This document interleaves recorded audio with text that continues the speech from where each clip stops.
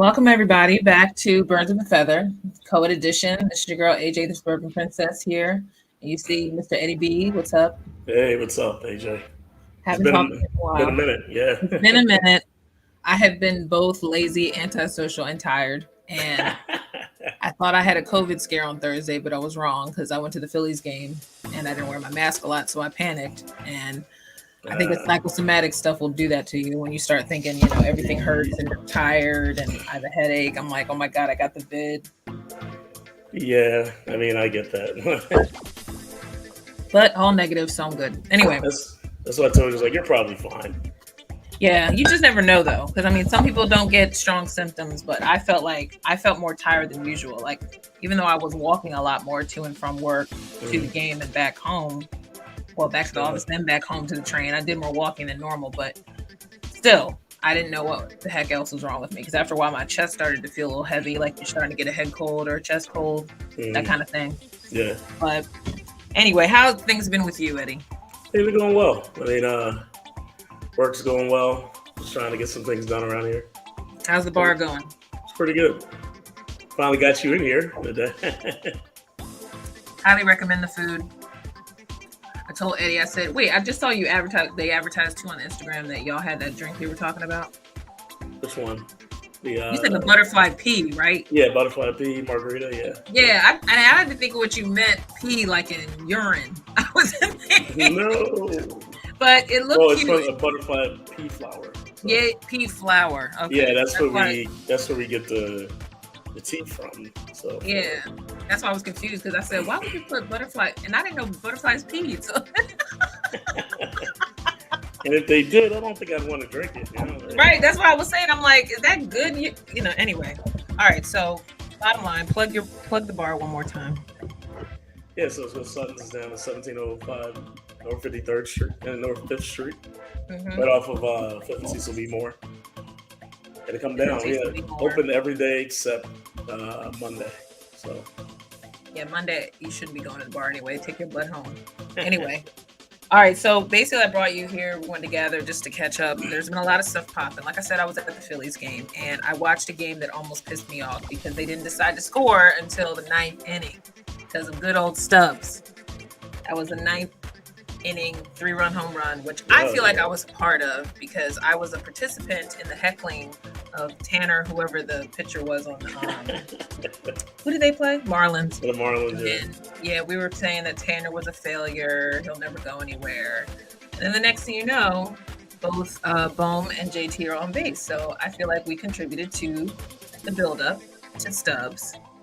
And then Stubbs decided, just when it came down to 2 outs, he gonna swing that motherfucker into right field, and then everybody went nuts, and the game was over. And I'm sitting there going, I said it! I said 3-run homer! I said it! Meanwhile, the only time my coworkers, I with my job, my coworkers were engaged was when they called those 2 bogus second plate calls that nobody could decide if Bohm was safe or if who was the other guy that was on there too that they say somebody made a leap over him and they said that he tagged him and Herrera. O'Dumble. So when O'Dumble turned around and ran back to touch the base, I thought he was safe. But then I said, it's O'Dumble. He's probably out. So the whole debate, that was the only excitement. I don't understand why the guy didn't tag him at first when he first walked past him. Mm-hmm. That's why I thought I don't know what was going on. I don't know what was going on in that play. It was a really wonky game, right? So... Yeah. Again, another weird, strange vibe. But here they go again, a doubleheader against the Nationals after winning the previous night 10-1. Yeah. Or was it? Yeah, it was 10-1. 10-1, and 10-1, they go off, right? Of course, the day after my game, they decide to hit. Okay? Because God forbid I see Castellanos and Schwarber hit home runs in my game. Yeah. No. Why would we do that? At least you've been. I haven't even been to one yet this year, so. Yeah, no, and honestly, that's what it took my job because I haven't been motivated to want to go in the game. No. So, but now that I've been there, I'm like, well, I probably shouldn't go back because I might buy another T-shirt. I got a bigger Harper because my other Harper is a medium, so I got a big extra large. Yeah, stay out of the pro shop. The point was to get more masks. That's really what I wanted because my mask was already sweat through. So I wanted to get more masks to wear that were more like the 3-layer tier that are more like paper. So I felt more comfortable. Yeah. So anyway, long story short, the Phillies are on a kick. So once again, they swept in a doubleheader last night, beating the Nationals. They almost played themselves and lost that game last night by going into the 10th because that was just stupid. But again, just the bad throw by Didi. Bad throw by Didi over Reese's head. Yeah, after Reese has pretty much been saving their butts for the past week, and they haven't been able to follow up. You know, because what was it, a 9-game winning streak before they went down earlier in the week? Yeah. You know, they were like having brain farts. Like nobody knows. Verling again was almost the hero of that game. Yeah, Verling. Okay, this kid all of a sudden now is making contact and stubs, and every now and then it's anybody's game. Like if the new coach now that Girardi is gone. What is it? It was Girardi, right? Yeah, Girardi. Yeah. Yeah, Girardi. So now that this new coach is pretty much just being heads down, type of coach. All of a sudden, everybody knows how to play for some reason. I have no idea what changed. I don't know if it makes a difference anyway, because they're going to still lose games regardless. But something is different about the energy in the clubhouse. He's also letting the young guys play too. Okay, so is that what it is? I mean, it's one of the things you see a little bit more. He's letting these guys play. He's putting young guys out there. He's making moves in the roster. So I mean. And they're paying off, so just let them play. So is that what you think Girardi wasn't doing? I think it's one of the things that Girardi wasn't doing. Okay. Because besides pulling people early, apparently, just like Kapler did a couple times when he was here. Yeah. There's a lesson to be learned about when to pull a player and when to let him just sweat through that inning. I mean, last night obviously was pitching by committee because I had no idea who the hell was on the hill last night. I just was like, who is this guy? Then he said pitching by committee, and I said, oh, okay, it's everybody else. Oh, for cleaning the closers. Yeah. Well, and also just I didn't even remember who started the game because when I turned on, I think it was in the 4th inning. Well, sometimes a lot of teams do that with the second part of the doubleheader. Sometimes they have a committee thing. Mm-hmm. Because the guys are already tired. Yeah. So. Right, and it's been a long day, and they played the night before, killing it. So I get that. Yeah. But the point is now, the history is that this is their 5th series they swept so far. Now, this team has been so far from left, it's not even funny. So the fact that they even are now on their 5th sweep of the series, that's saying some kind of motivation went somewhere, So if the energy keeps changing like this is good. But lately they've been having a lot of lucky breaks. So does that make you feel confident about when they start playing other teams that are obviously better? Or do you feel like it's going to be kind of the same mishmash of good and bad? No, I think, they're not. I mean, they're playing well now. But, I mean, they're playing the Nationals. They're playing a team that they had a lot of struggles with. Yeah. I mean, they had a good series against the Dodgers. I mean, they did actually. They can beat. They had a good series against the Brewers. They can beat. They can beat good teams. It's just you don't know what's going to happen today. Yeah. I mean, they play 200 games, so that's why I always say if they play 200 games practically. I mean, technically it's not 200, but it feels like 200. Yeah. There's no way in heck I don't think that they have at least a slight chance of at least getting a wild card spot this year. I think they can sneak into it. Right. So switching off to sneaking off to it, we're talking about Girardi being fired because he was kind of the old school coach. Okay, so you go to the Sixers now, where I just want to jump into a tad bit of rumors that are starting to develop about who or may not go. Now, here's the thing. The most recent news that I've heard, I saw a clip of Kendall Perkins talking about how he thinks that Jimmy needs to come back here with Embiid. Now, my thing is with that is, realistically, is that going to happen because of Jimmy's deal? Because I assume he has a couple more years in Miami. And then I'm not exactly sure. I'm not exactly sure if that can happen feasibly. Seth Green, he can't come back because he's got a year still in Brooklyn. So I think Seth was fine here, but apparently I love him here. Yeah. He was fine here. I mean, if we got to have a Curry, I'd rather keep Seth, because obviously we're never getting Steph. Look at Steph, won his 4th ring. Congratulations to the Warriors. Yeah. What a great that was a great series actually with the Celtics. I really did not expect the Celtics to be in the finals at all. So for them to show everybody they got that far, and just injuries and no offense, but we got to look at Jason Tatum a little harder. I mean, he may not have been as aggressive as he could have been, but I don't know if that's his nature or it's just the fatigue of the series. Because I mean, they went 6. Like, it's not like they got swept or anything. But I mean, when Jason Tatum really comes down to it, he can't really say he played his best during that series. But their defense is really what got them into the finals. So, clearly. Yeah, but obviously, good old Curry decided I can play defense too, as well as hit threes from Texas. But he needed his whole squad this year too. I mean, Wiggins and Poole stepped up. I mean, Wiggins, come on. Let's just talk about the fact that he stepped up after years of being in Minnesota exile. Perfect timing for him to be on a team like that. So he can look at Jimmy Butler and say, whereas Jimmy, I'm sure, doesn't care. But I mean, at this point, I think Jimmy has proven that he still has a lot of work to do in Miami as well. And he has to also question some of the people on his team. But back to our squad, do you really even think that realistically Tobias or Matisse could be moved between now and the end? I got a strong feeling they will be. I feel so too, because I don't feel like Matisse is really, obviously, regardless of even the no vaccine thing with him, I don't think he really stepped up the way he should have in his third year. Well, he's a one-dimensional player. He is. He's a one-trick. That's sad. I mean, it's I love Matisse. I love his whole vibe. Oh yeah, I love him on the team, but is he exactly what we need right now? Nah. We need somebody that can do a little of everything. And I never expected Harden to be a defensive, once you're that good at offense. He never plays defense. He never played defense. So I don't know what actually, surprisingly, he played more defense, looked like he did with us than he did with anybody else. That's what most people said. So that's why it was funny, because the way that Raptors series was, that was the time, because he knew Embiid was in and out. And I think he realized he had to step it up because he obviously was limited on offense because of his hammy, because of whatever else, fatigue, out of shape, whatever. I mean, I don't think he was that much out of shape as much as just the hammy just kept being a problem. Yeah. But Shake apparently they agreed on Shake's contract. So I like Shake as a role player. I really question whether or not they should really examine the bench a little harder, because clearly, what's that minivan? Niang. Yeah.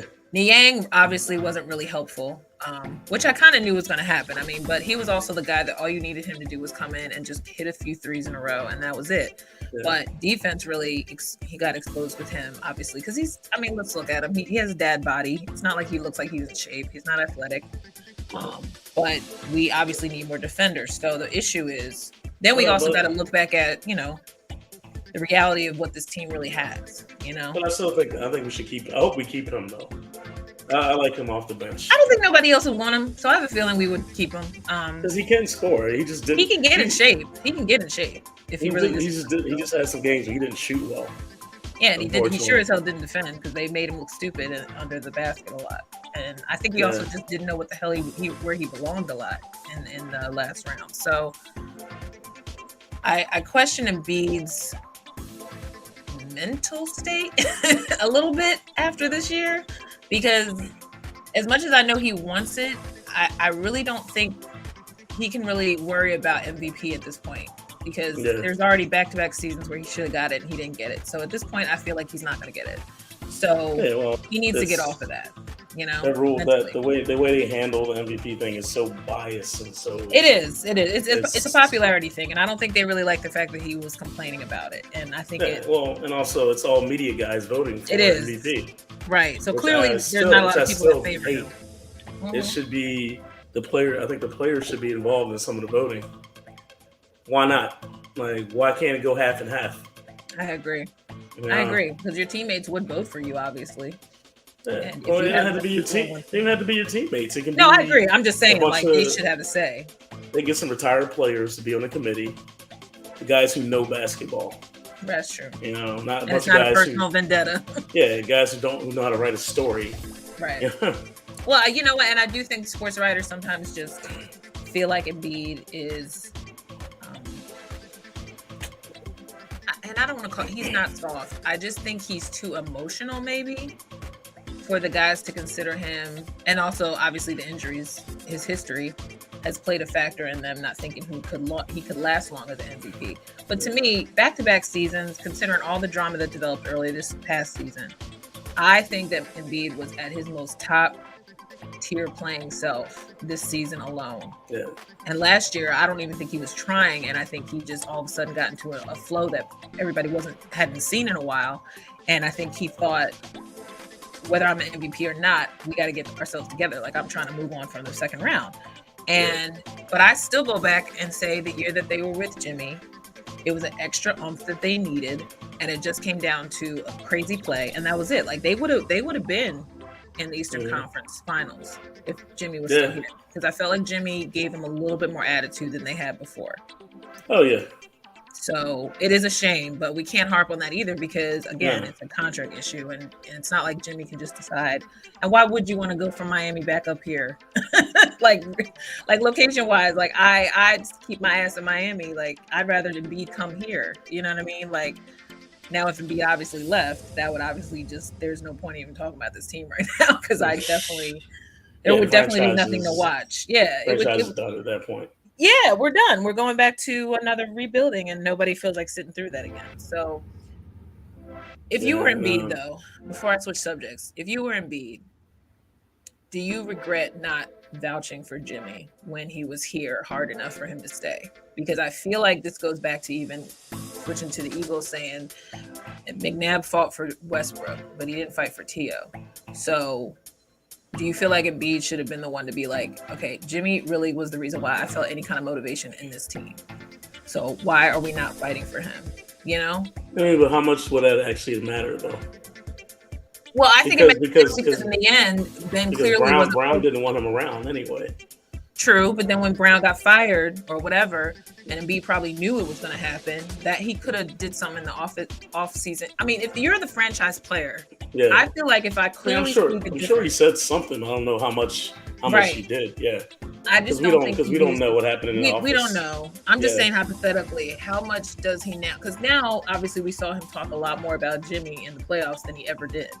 Yeah. You know, after the whole Ben thing. And I think it was because Ben was gone. Like, I think if Ben was here, he wouldn't have said that much about Jimmy. But he spoke more about Jimmy this past season than he ever did. So I thought, well, if you felt that strongly about him, then you should have went to the front office and said, well, now that Brown's not an issue, and clearly Ben doesn't care about this team, why don't we look into that, you know, again? Because now that he knew where he stood with Ben, it's like, to me, that would make me want to go, well, if this was the case, I should have said something. You know, if I'd have known Ben was going to flip on me like this, you know, and he had some kind of animosity that I didn't know about or cared about.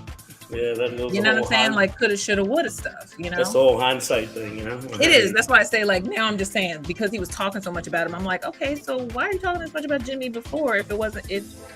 Like, you know what I mean? Like, I just wonder if the whole Ben thing was the tipping point to make Embiid go, damn, I should have said more, you know? Yeah. And now you got people, and now he's looking at Harden like, I don't know if I'm going to get anywhere with you either. Yeah, because Jimmy's been in Miami, 2-3 years now? 3 years, yeah. And he's always been in the playoffs. So the point is, do you question your team in general, or do you question yourself? Like, if you're Embiid, like, what do you feel like his whole... Well, that team's built a little differently, too. So, I mean, our team's just not built well. That's the problem. That's the main problem. I mean, for not having a bench, for not having a lot of things that you need to succeed, that's the one thing that, like, just racks my brain over. Like, why other teams have benches? Why don't we have a good bench? Right. You know, like, why can't we? Because, I mean, we'd have nights, we had nights when the bench would put up 5 points. Right. And then other nights where they would go off, and then we'd all say to ourselves, well, it was such and such, or this, you know. But again, we knew this even before the whole Ben thing blew up. You know what I'm saying? Like, they were just lucky sometimes, it seemed like, in certain playoff scenarios because the bench actually woke up. But you couldn't rely on that for every single series. You know what I'm saying? Like, we didn't know Tyrese is still learning, even though Tyrese has, I'm sure he's working on himself now, because I think he realized as a point guard, if he wanted to be a point guard, he really didn't do enough, even though he's a spectacular player. Oh, the kid's going to be... He's still young. Yeah. He's still learning, and there were some initiatives that he kind of missed opportunities too this year. So, but also, speaking of the coach, which originally my point was that with Doc Rivers obviously not leaving, which we kind of knew was happening, he's an old school coach. Do you think part of the problem was he didn't trust like the bench enough, like Paul Reed? He does not. Well, he doesn't trust young players. That's right. And you saw what happened once he finally, he gave Reed a chance. Reed's still green, and Reed still makes dumb mistakes. Yeah. And hopefully, I think this whole playoff experience is good for him. I think so too. Yeah, I just don't think we should have DeAndre. No.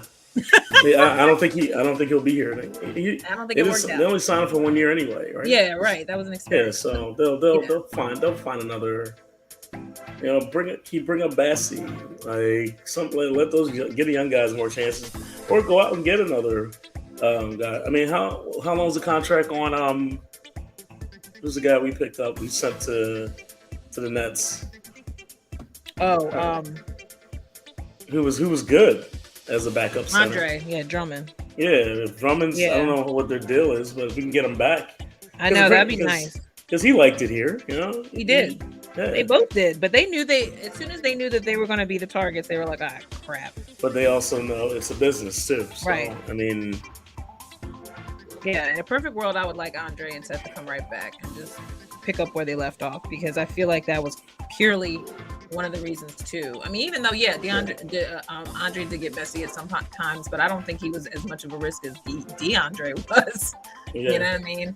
But there's just a lot to look at, And who knows with the Nets, they're going to get they got their Trojan horse.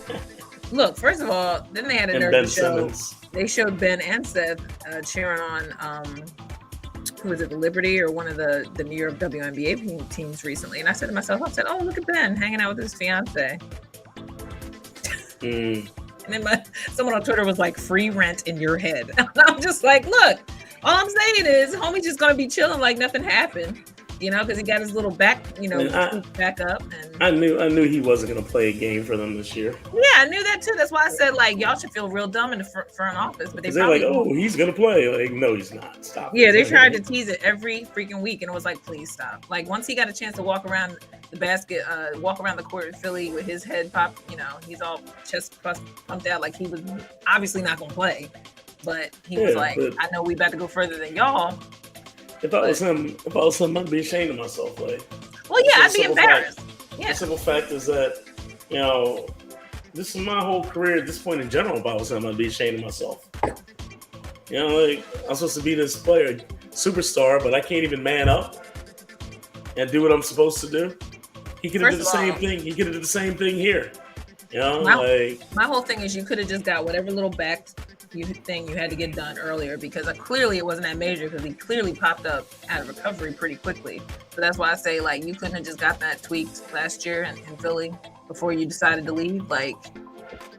You could have been played and showed our butts up. That's what normal people do. They get themselves ready to kill their opposite team, because everybody knows, especially in the Eagles world, speaking of which, we talk about I Am Athlete with Deshaun. He couldn't wait to come back here and spank the Eagles, and he did it every time in a different uniform. That's what you're supposed to do. So Ben missed a golden opportunity, which means either he clearly isn't mindful of what he could have done, made use of his time, so busy worried about getting his grievance payback, which he shouldn't get because he didn't deserve it. No, he shouldn't. So, but anyway, my point is, as a fan, I'm frustrated because these are the little things that start to bite us, and that's why we always end up stuck in the same position, fan-wise, as far as watching every playoff year, because we still haven't figured it out. And I just feel for Embiid on the sense that, going back to how he would feel, I would feel a little hopeless this season, because not much is going to really be able to be changed money-wise unless you totally rehaul the team. And you can't blow it up necessarily yet, because there's just some things that are just, they're not ever going to be fixed completely. Money-wise, it's just not going to happen.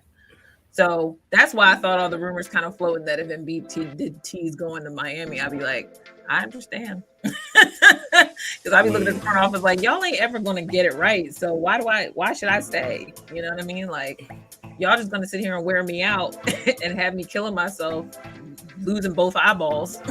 Oh, God, yeah. And not getting past the second round. So what the hell do I have to stay in Philly for?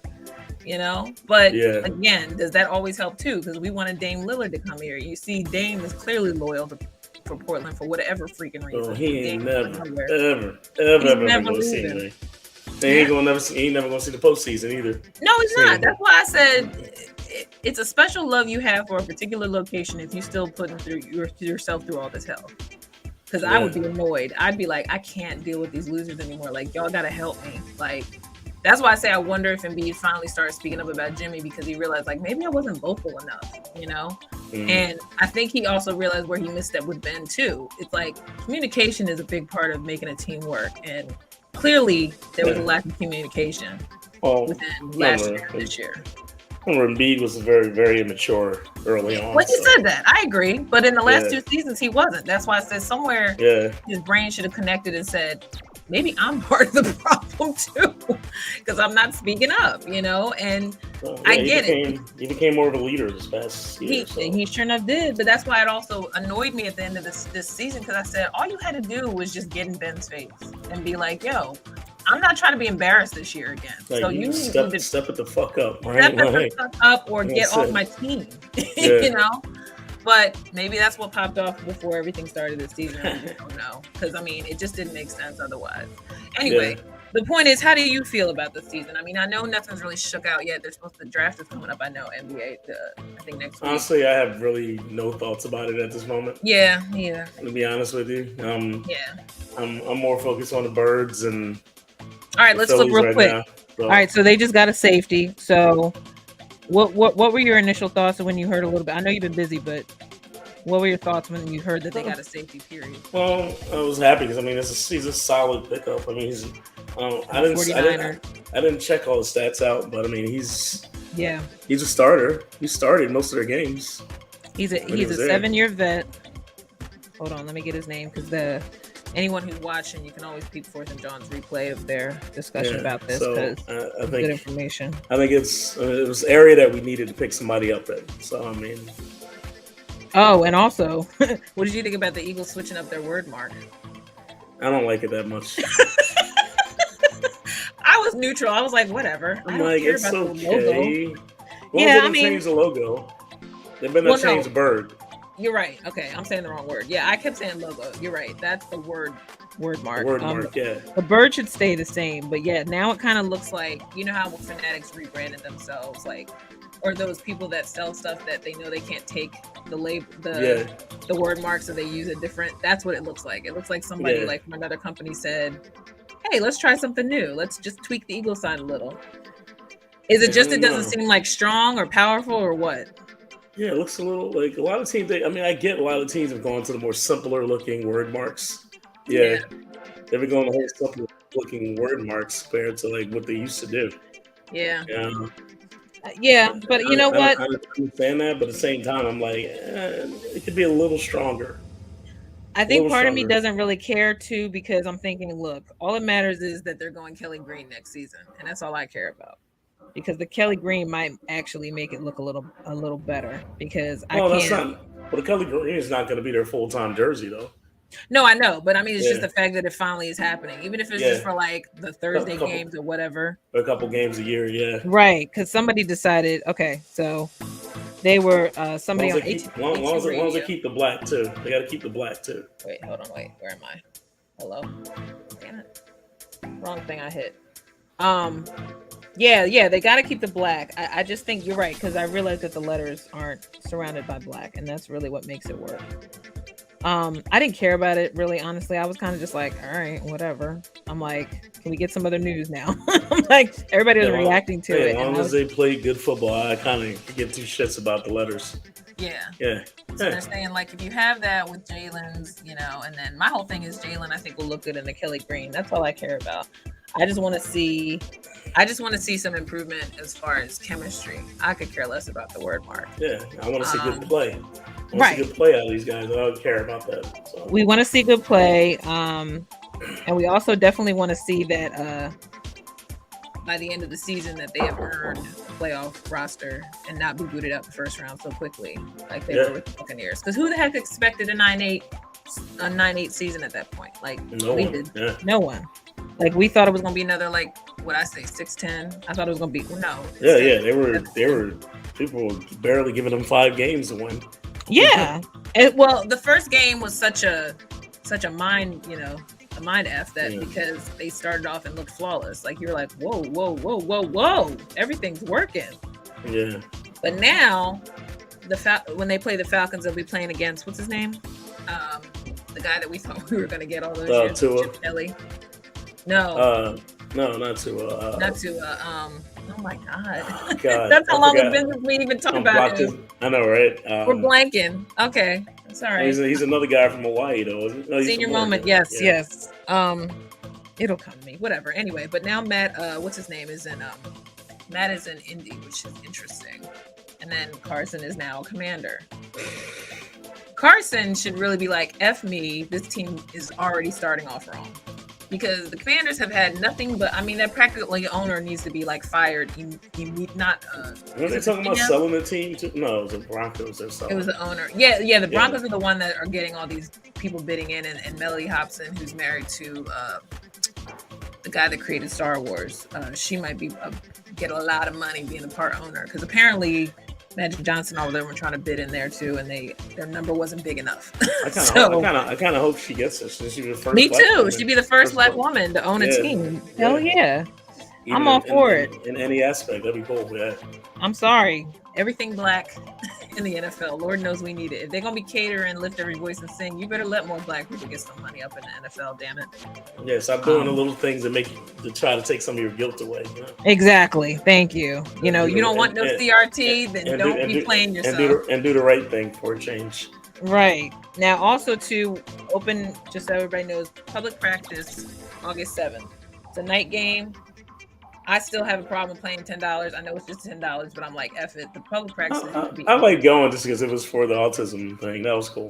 I know, but I already gave the autism 2 people too much money. Damn it. I done supported people who run and walk, like Shantae. Shout out to E-Rock, to Gail. Yeah. What's his name? What's my homie? Chris Malley. You know. So my whole point is that it's a night game. It's a night open practice. I might go.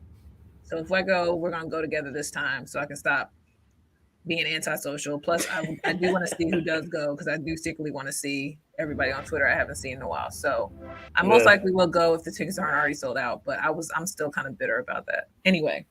Yeah. So the safety that came from the 49ers is a 7-year vet. Why I'm blanking on his name, I just looked at what his name was and I'm blanking again. Hold on. Pause. Jaquiski, I'm probably saying it wrong. Safety Jaquiski Tart, 1-year deal. So he's a big guy. Hopefully he can be like, I don't know. What was Malcolm Jenkins? Was he a safety too? Yeah. Yeah, so maybe he'll be a Malcolm Jenkins for us. Who knows? I personally just want to see how this running back thing is going to work because they clearly didn't get a running back to compete with the guys we got now. So, or unless they didn't really run them yet. So the running back thing with Miles, to me, this is his effort year. He should not care at all because he's on his last year of his rookie deal. His contract year, yeah. Contract year. So I better not see that boy on the sidelines again for another hammy issue. He better figure it out. I'm hoping they use that undrafted kid they signed. Sort of. You bring that up. He's pretty big for short yardage. Okay. He's a big kid, and I would love to see. Because we finally got a guy that can get those short yardage again that we haven't had in a while.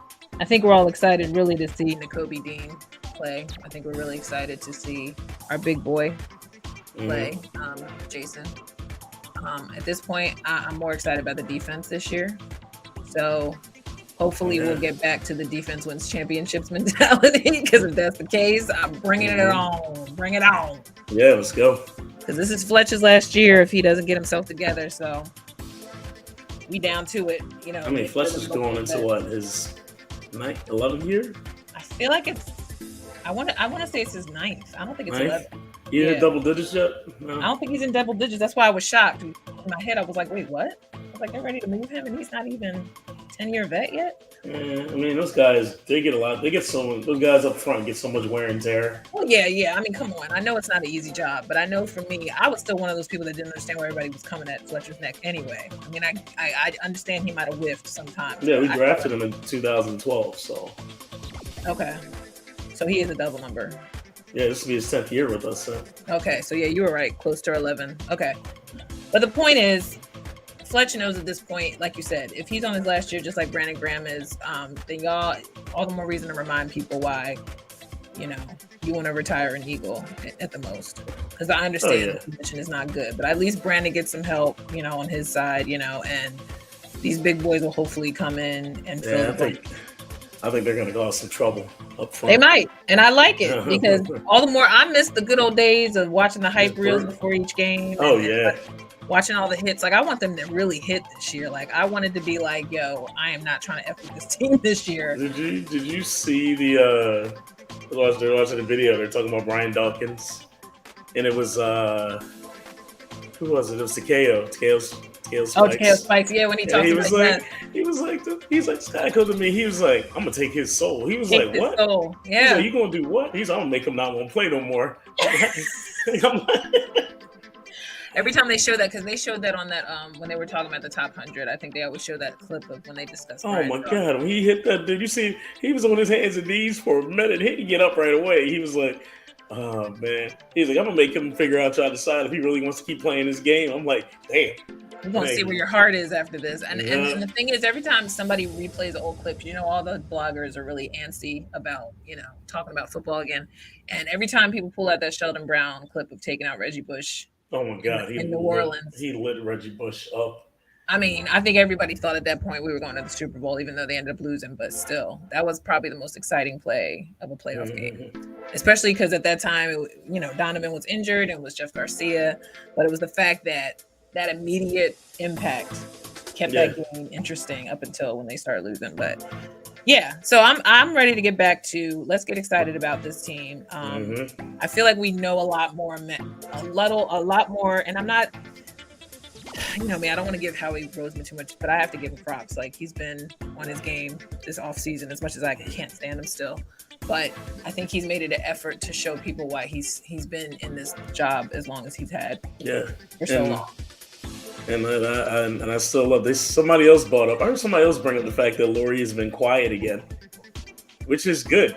Let him stay quiet. Keep him out of the office. Well, the most of the talk too has been the shuffling of the talent scouts. Like, they got somebody out of Pittsburgh now, and so they're trying to make sure they get more eyes on scouting, because they know that mid-season, when some of these guys go down, you better have a good depth, because. As much as I forget how the schedule is running this year, I just know there's anybody can take over, if they want, as long as they got a backup. And got an extra game thrown in too. It's like, yeah, I know. So is that's permanent? That wasn't just like for making up for COVID. Like, they're staying at 17? No, it's 17. I think. I'm pretty sure it is 17. Because I felt like it was so excessive to have an extra team. I thought they were, but then I forgot that's that whole thing they had to contemplate with the CBA and all that mess. But I just always feel like it's very easy to add a game when you're not playing. You know what I mean? Some of these players are to, like, give me the money. Because I think they took away one of the preseason games. Oh, that's right. Okay. Because, we really don't need 4. Like, I was even saying they should just keep 2, but I guess 3 is more for the rookies. But the first 2 games to me are really the more important ones to see how your squad looks, because they're going 18 weeks. So yeah, it always seems like a long season until your team is out of it early, and then you're like, that was a short season. It's like, well, yeah, because y'all ain't playing anymore. Well, we had so many years of our team being always in the playoffs and stuff. It always never seemed like it was that long for us. Always the bridesmaid, never the bride. Yeah, they give us a quick tease every year. And to me this year, this Dallas game to me is important, only because Set the tone, baby. They got to set the tone, and also it's earlier. This is the first game. I think it's week 3. So yes. So my whole thing is, I need Jalen to beat the Cowboys at some point. No, it's week 6. Week 6, okay. Week so 6. He got time. It's still early because usually we don't get Dallas at the end of the year. Yeah, they usually say the Dallas matchups for like October or November, and then the other. Man, we got one week 16. Got them Christmas Eve again. Yeah. Well, you know what? What was it the year, the Super Bowl year? Was it Christmas Day that they played? Yeah, Christmas night? Day, yeah, or something like that, yeah. Yeah, Christmas night. That was that game that they barely won, but they won it.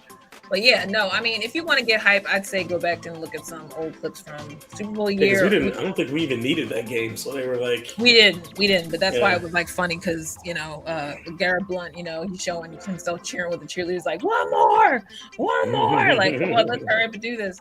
But yeah, that the fact that they even play on holidays is so wrong. I feel like every player probably thinks that we just let them see their families, you know. Right, let them just recover over the holiday, and then they come right back. Like they can play on Kwanzaa. But anyway, so my general wrap up too is and another person I wanted to discuss real quick was Danny Green. I just wonder what you think about Danny Green, because now that he's going to be out, obviously with his Achilles, do you think he's going to even be a consideration coming back, or do you think they're going to just, because he's obviously probably not going to retire because he probably has too much pride till he said leaving on an injury. It's not his thing. No, I don't blame him. I mean, I could see them trading him. Yeah. Watch him end up on the Lakers. Yeah, right. Back in the Lakers. Lakers can take everybody at this point. They can take all the I like him in the postseason because he has postseason experience. So much postseason experience. He just got an unfortunate break with Embiid. It just sucks that he got hurt. Yeah. Yeah, like him and Embiid both got the worst timely injuries. Not that there's a timely injury, but it's like could happen at the worst time. Yeah. Especially because Danny was actually starting to become consistent on defense, and that's the thing. He's another veteran defense person that you kind of need too if Matisse doesn't return. So he could be the defensive guy because he stepped it up a lot on defense when he couldn't really hit. But then when he started hitting like crazy, it was like, all right, Danny's back in the zone. Mm-hmm. So yeah, I just feel like the tweaks that they have to do in the offseason are critical because you're not going to keep Embiid's interest if this year ends up being another like one of those years. I think you trade Tobias, you get another star in here. Mm-hmm. Much I like Tobias, but I know. Look, I'm the only person like I don't see the harm in keeping him because I felt like to me he showed a little more this past season than he did the years prior. I don't feel like he went ghost, and I think that was partially because Ben's not here. I think Ben kind of cramped his style at times, and Ben kind of, had in turn, I think even Embiid cramped his style. So I think that just the problem was Ben, and then also the problem became the bench. So it was Ben and the bench. Ben and the bench needed to go. Yeah. So that's just going to be the big question mark is who they're going to get to make the bench be better and who stays. I know one thing. I'm just glad I'm not working in the front office because I know they are stressing. Oh God, yeah. They're like, yo, we have done effed up. We went through like 2 coaches in this whole scheme of 3-4 seasons, and it's like it's not looking good. They also know they're gonna keep their ear to the ground for another coach. They are. They have to because I personally wasn't a fan of Glenn after the season. I was like, he can leave. I'm cool with Sam Cassell, but now they're saying Sam Cassell might be in the running for the Utah Jazz job. And I said it would just be like us because look at Ime Udoka like in the playoffs. Yeah, it was with Brown. From our team. So it's like every person that's left, Monty, they all do better.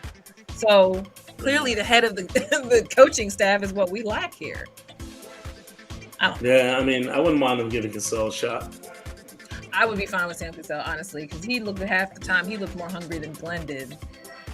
I think Glenn just was always looking like, why aren't you doing it my way? And I think Sam's just like, figure it out. Like literally figure it out. He's on the floor with them when they're practicing shots. Like, so I just love that he's like he also keeps Doc in check sometimes. Yeah. Doc almost get thrown out like almost every game. Yeah. He's trying to tell him chill out. he always grabbing him, pulling him back. Yeah. Stop. Calm down. Let's go. Yeah. No, you're right, but we'll see. But I wanted to catch up with you and ask your opinion. I know next time I'm gonna try to have my stats all ready because now I'm like trying to be a little bit more anal about looking at what the details of these people because the Eagles went shopping and I think there's a lot of hidden gems. There's a lot of names too that we haven't talked about because they kind of came before the draft and they may actually be factors like Kazir White and those early people that they got before the draft. So you just never know. I think he did a good job of like finding what they needed.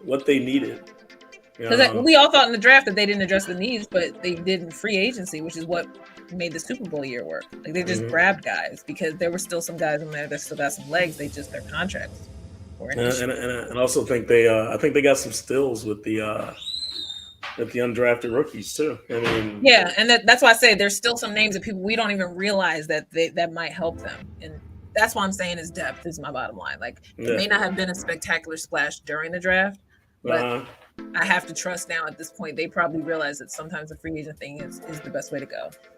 Yeah. And there's only rookies needed and undrafted rookies because they usually end up being the diamonds in the rough later in the year. Yeah, so look at Brian Westbrook. I mean, he was undrafted rookie. Westbrook, Corey Clement. I always go back to Corey because he had the best rookie year ever to be in the Super Bowl his first year out. Like that's ridiculous. Yeah. So even though he's on Dallas for whatever reason, he's dead to me now. He's a Cowboy. He's dead to me now too. But I still follow him on Instagram. You know, I still think he's a cutie. But at the same time, look, he's happy probably to still be on a team. But I think at this point, anybody that has a rookie year, you end up in the Super Bowl and you play well. Well, yeah, I wish him tons of success. Yeah, please. And he's a local boy, so you got to shout out the Jersey boy. But all right, Ed, I'm glad you hung on for me. I know it was longer, but we had to catch up. There was tons of stuff popping. And I wanted to discuss before everything starts getting crazy. We start talking about Eagles again. Because soon it's going to be about training camp because they got a nice little mini break. They don't have the camp, which I thought was smart because I think that with injuries kind of sneaking up sometimes, they probably need any breaks that they can get before the season starts. Yeah, because they're probably going. I have a feeling that Sirianni's going to go hard on them with this training camp because I think he wants really he wants to see who the guys are, like the men are. Which is good because I think Jalen's focused mentally, and I think he's trying to prove to everybody I ain't no slouch. Y'all didn't make a mistake. Hey, we'll see. I think he put the work in this offseason. We'll see if it pays off. Yeah, the mental thing is just really what I'm concerned about because if it's mental, then it'll translate to actual play because then he'll know where the ball's supposed to be. He won't be overthrowing everybody. Yeah. And throwing off. So we won't know until the first game until of the season, we see July, August when training camp starts. So all right, so yeah. So you never know. Me and Eddie might end up at the August practice. You never know. And if we do, you'll see the pictures on social media. But all right, so here's to hopefully another Philly sweep this weekend. So I think they're playing.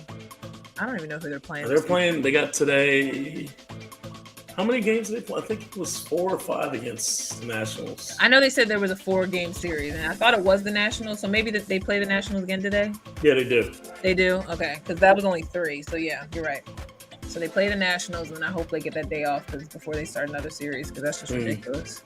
But they did say it was a 7-game. It was a 7-game run away. Stretch. Yeah, they had a big run. Yeah. So if they come home and lay an egg, I'm gonna be easy on that first game. But they better chill because if they come home and start losing, I gotta get tickets soon. No. Yeah, it's time. I look now that I know that one of my coworkers is a New York person. I said, all right, we're gonna have to come to a Mets game on a Saturday and talk some crap. You never know. But all right, Ed, Birds of a Feather, CoEd edition. You enjoy your Sutton's Day. I know this weekend is both not only Father's Day but Juneteenth, so there's gonna be a lot of people probably popping celebrations. Proud of being black. Yeah. Slavery's over. Damn it. Yeah. Mental slavery, I don't know. Yeah, I'm gonna say, but is it? Is it? But anyway, free yourself, free your mind, enjoy your family. Love yourself, all that positive stuff. And Eddie, be safe out there. And be safe out here in the streets. Be safe out there in them streets. Don't drink too much. And take care of yourself. And we'll talk later. Later. Birds of a Feather out.